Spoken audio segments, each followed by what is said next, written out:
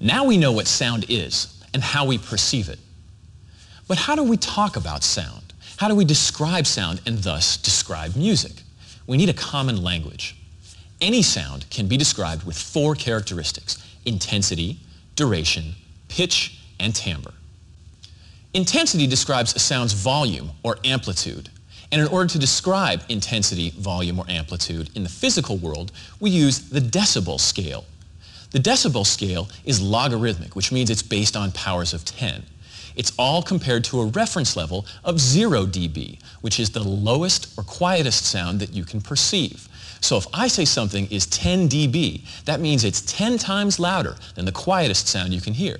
If I say it's 20 dB, that means it's 100 times louder than the quietest sound you can hear. The decibel scale is logarithmic because our ears are so sensitive, they're capable of hearing all the way up to 120 or 130 decibels of difference in sound. 0 dB is the threshold of hearing for normal people. 30 dB is a quiet room. 60 dB is normal speech at about 1 foot away. 80 dB is a typical home stereo listening level. 90 dB is heavy truck traffic. 110 dB, power tools. 120 dB, jets on a runway. 130 dB, so loud it hurts. This is the threshold of pain. 155 dB, a jet engine close up. In music, we describe volume as dynamic level. Musicians use terms like pianissimo, piano, mezzo piano, mezzo forte, forte, and fortissimo. This is a relative scale, and it applies to instruments as well as orchestras. So you could have a flute playing forte, and it still could be quite a bit quieter than an entire orchestra playing pianissimo.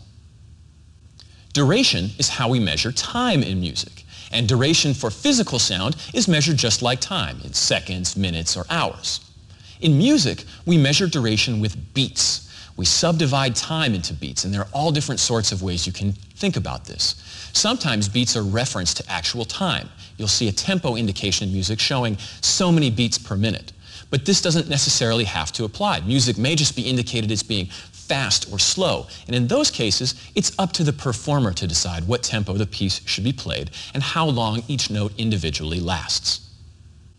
Frequency is how we measure how low or high a sound is.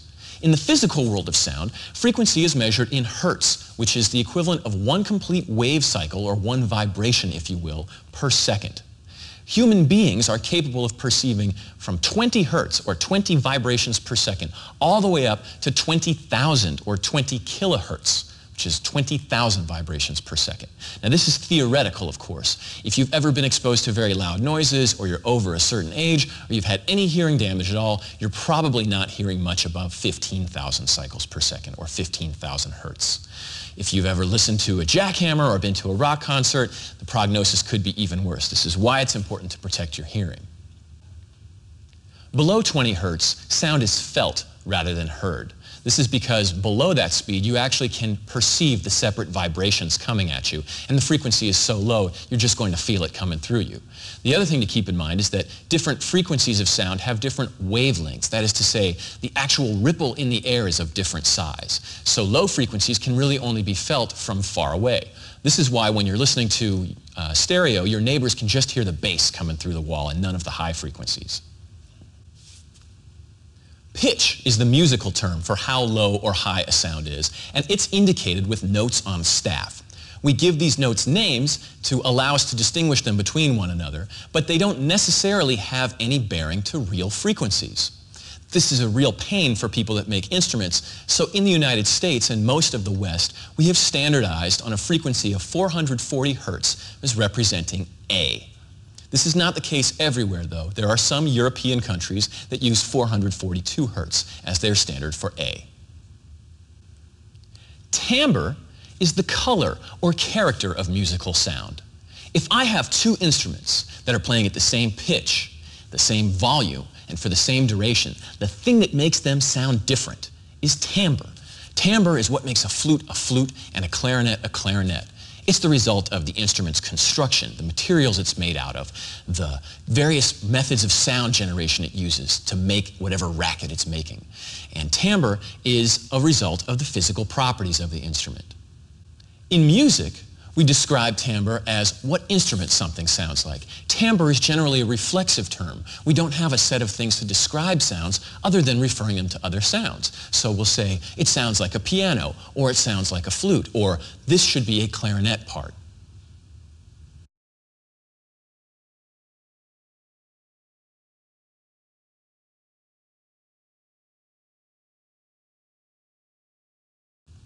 Timbre is the result of the physical properties of the instrument. The way the instrument is constructed determines its harmonic series. What am I talking about? Well, each instrument, when it starts playing, produces a fundamental tone. This is what we perceive as pitch. It's sort of its base frequency, if you will. So if you hear a flute playing an A, the fundamental frequency of that flute is the A, 440 hertz. But most instruments don't just produce a fundamental. They produce all different other sounds on top of this, or other frequencies. This is what makes a clarinet sound different from a flute. How does this all work? A scientist named Fourier figured this out in the late 1800s. Now, Fourier was quite a guy. He had actually developed a system for describing periodic vibrations of all sorts of things. Most of his theories were related to heat. But the upshot of his theory is that any periodic vibration can be described as a sum of sine waves. Well, sound is a periodic vibration, and that means any sound can be described as a sum of sine waves. Well, here's a basic sine wave. It sounds kind of like a flute, doesn't it? A flute is just about the most basic thing we have in musical instruments. It generates as close to a pure sine wave as we can get in the regular instrument world. Now here's another sine wave of slightly higher pitch. Now here's the two of them together. Now here's a third one. Now here's all three. It's starting to sound more like a clarinet than a flute. These are harmonics that are played relative to the fundamental sound of the instrument. Where does this come from? Well, the fact is that when something vibrates, it doesn't just vibrate at one frequency. It vibrates at that frequency, it vibrates at twice that frequency, it vibrates at 3 times that frequency, and so on up to infinity. Each of these subsequent vibrations gets quieter and quieter, and each instrument produces them in a slightly different way. So, for example, a clarinet may have a very strong fundamental, but almost no next harmonic, and the harmonic after that will exist, but not the one after that. It may only have odd ones, or it may only have even ones, or it may have some particular combination. And this combination of harmonics is what makes a flute sound like a flute, a clarinet sound like a clarinet, and every instrument have its own character. Despite his obvious genius, however, Fourier was not exactly the world's most brilliant man. He believed that wrapping himself in blankets would keep him healthy and living forever. Unfortunately, one day when he was all wrapped up in these blankets, he fell down the stairs and broke his neck and died. So we have 4 characteristics for describing sound. We have intensity, also known as volume. We have frequency, also known as pitch. We have duration, also known as time. And we have timbre. Using these characteristics, you can describe any sound in a common language that your peers and other musicians can understand. You can also apply these characteristics to an entire piece, and that's what you should do. Whenever you listen to music, you need to be thinking in terms of each instrument. What timbre am I hearing?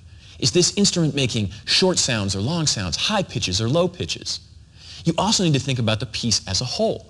How do all these instruments come together? What does the piece overall sound like? Is it loud or soft? Is it changing? What instruments am I hearing? We'll make a checklist of these characteristics and refer to it when we're listening to pieces. This is really important because music goes by very fast, and if you write stuff down, it's much easier to remember what you're hearing and analyze it and study it. This checklist is going to be one of our most powerful tools as we learn about the history of music in the 20th century.